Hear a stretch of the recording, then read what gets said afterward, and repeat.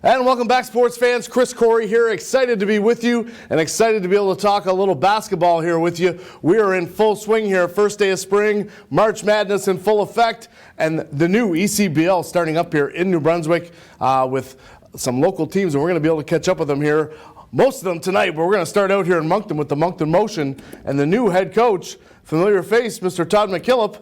Mr. McKillop, how's it going? Mr. Corey, doing fine. Glad to be here. Well, glad that you are here, and happy to be able to speak with you about a new exciting adventure here for you. We're already coaching at Crandall University, but also accepting the new head coach role here with the new Moncton Motion. Yeah, I don't have enough jobs as it is right now, I think, so just got another one to go. Keep my wife happy, I guess. Well, hey, keeps you on the basketball court, but obviously a long history here. Former coach with the Moncton Magic as well as the Moncton Miracles. Coached locally here at high school as well at Harrison Trimble. Maybe tell us a little bit about your passion for coaching and what sort of attracted you to the job. Well, it's a natural transition after playing, and I was lucky enough after I finished playing at St. Francis Xavier University that Steve Konchalski, who's the godfather of basketball in Canada, offered me an assistant coaching job with them.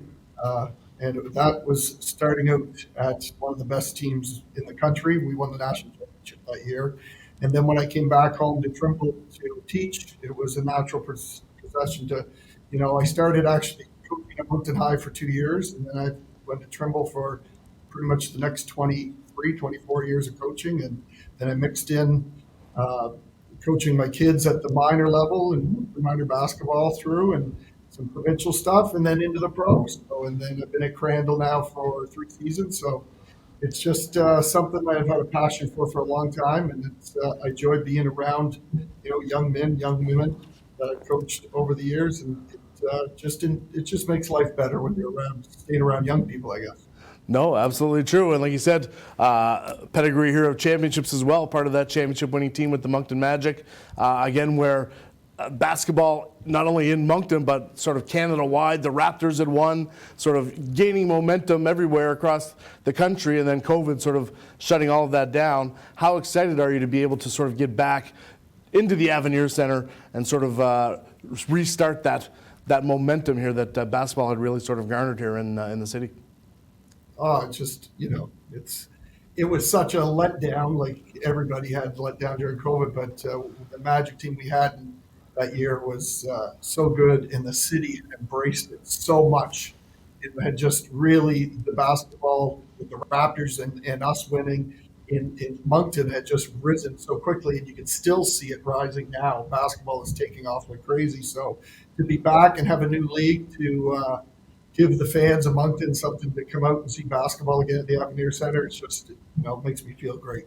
Yep. A little different model here as well for you guys. Your team sort of assigned to you, sort of the roster, but a couple local names of somebody that you've coached here at Crandall as well. Maybe tell the fans a little bit of what they can expect on the court here from the Moncton Motion. You're going to see level, comparative to the NBL. It's the teams are all owned by one organization out in New York City. That's a different model compared to what we had in the NBL. So, the survival of the league is at first, and it's decided to be community based. That it's never going to leave Atlantic Canada. It's going to be a maritime league, and with maritime people involved as much as possible. And our first announcement of our player was James French, who played for me at Crandall this year, and I played 4 years for Steve Chapman at Mount A, and great to have local guys be able to get opportunities like this that we didn't have when we were growing up.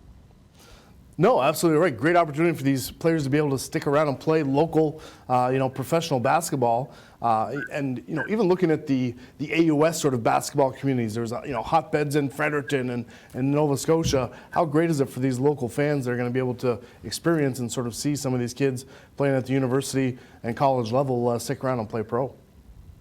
Oh, it's huge because normally you got the kids that play at Acadia and Dal and St. Mary's and X, and then they go off, and guys that can play pro usually end up in France or Australia, or like Alex DeRoche, who was a UNB star years ago.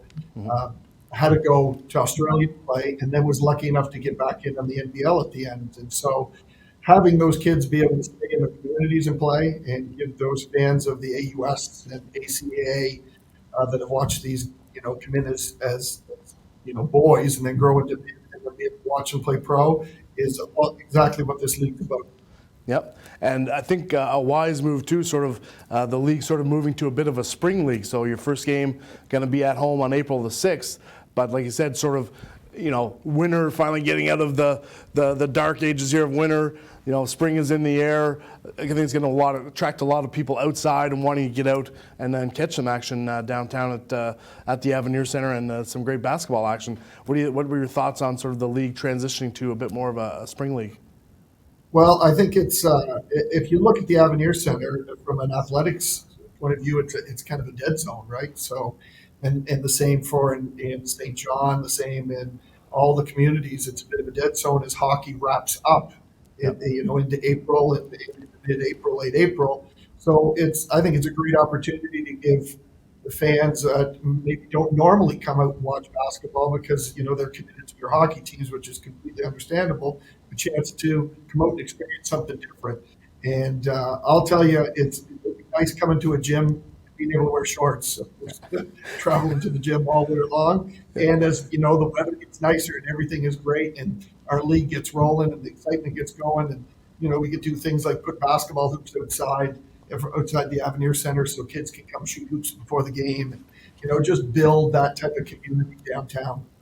Yeah, and like you said, I think that's another strong point for the league, how it's going to be community-based and involved within the community, both the players and the organization. So, again, I think that'll be another great sort of feather in their cap for that. But like you said, I think it's also great how, CIS just wrapped up, Carleton, another big win, AUS, March Madness going on here. So a lot of people watching some basketball, maybe even have a little money on the game or their bracket leading into to the spring here. So I think that fever will continue on here to the ECBL league itself.